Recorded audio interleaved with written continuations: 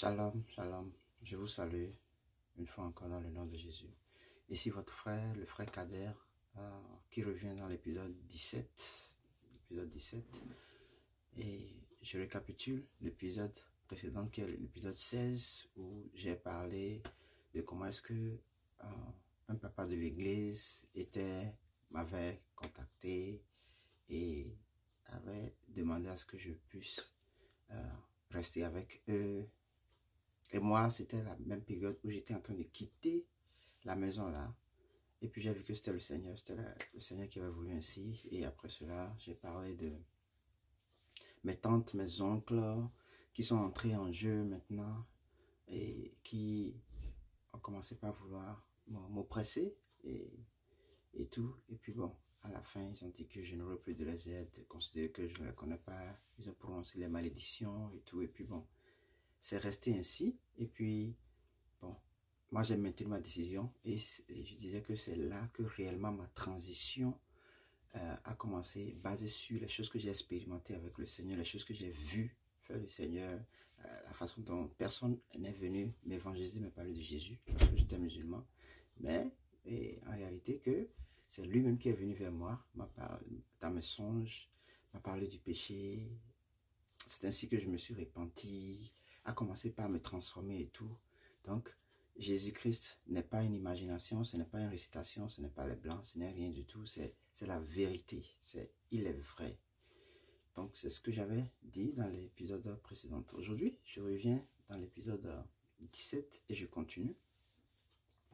Et je dirais que de l'épisode précédent à cet épisode, au reste des épisodes seront réellement la transition. Et puis, les choses que le Seigneur a faites dans ma vie, elles vont suivre. Alors, donc, il y a eu une tante bien placée, je dirais cadre, qui m'a contacté. J'avais d'autres oncles aussi qui sont un peu positionnés, qui m'ont contacté. Mais pour la personne qui m'a le plus marqué, c'est pour la tante. Et elle m'a approché stratégiquement et puis elle m'a promis, elle a voulu que je choisisse un boulot qui me plaira.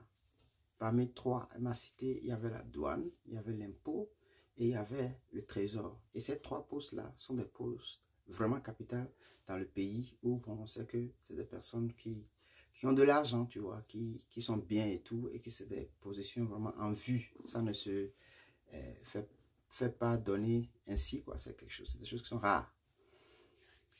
J'avoue que cette partie-là m'a vraiment secoué à un certain niveau, mais j'ai pu dire non.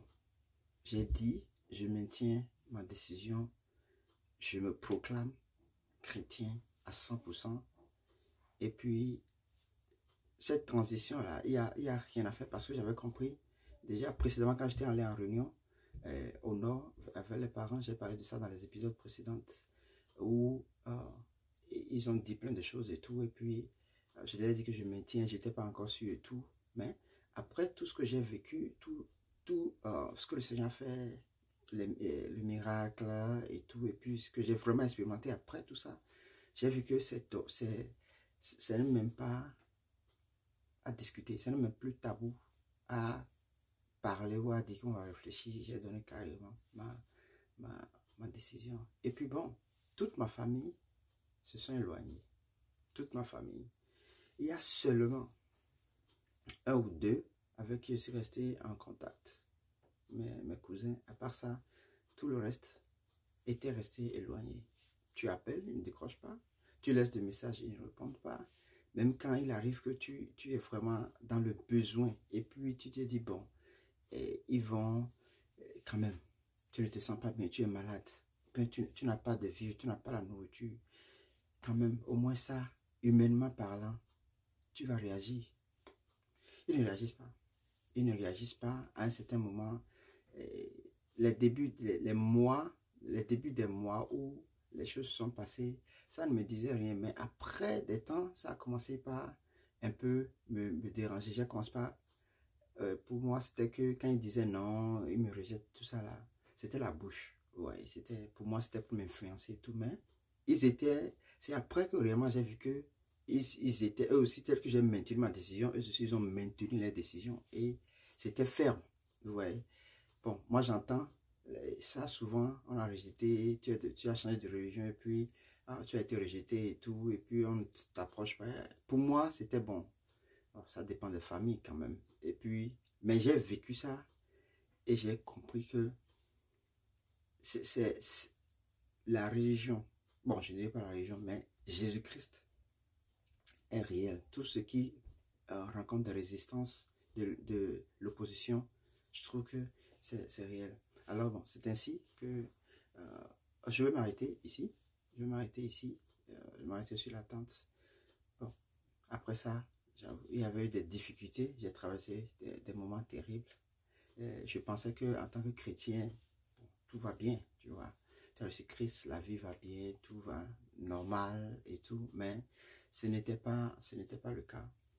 Bon, c'est après que j'ai compris que c'était la transition où j'étais en train d'être formé. Je m'arrête ici, l'épisode 17. Je vais revenir dans l'épisode 18 très très bientôt. Merci beaucoup. Shalom et à bientôt. Bye.